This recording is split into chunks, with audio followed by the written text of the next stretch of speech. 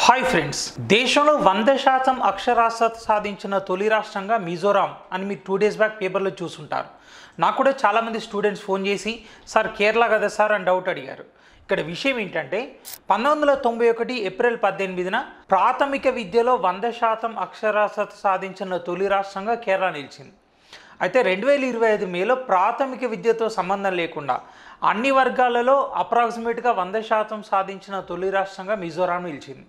ఇక దేశంలో 100% అక్షరాస్యత సాధించిన తొలి పట్టణంగా కొట్టాయం అండ్ తొలి జిల్లాగా ఎర్నాకుళం అండ్ డిజిటల్ అక్షరాస్యత సాధించిన తొలి రాష్ట్రంగా కేరళ అండ్ దేశంలో తొలి డిజిటల్ గ్రామంగా గుజరాత్లోని ఎకోదర అండ్ తెలంగాణలో తొలి డిజిటల్ గ్రామంగా నిర్మల్ జిల్లాలోని బాసర అండ్ ఏపీలో తొలి డిజిటల్ గ్రామంగా కోనసీమ జిల్లాకు చెందినటువంటి మోరి అనే గ్రామం నిలిచాయి.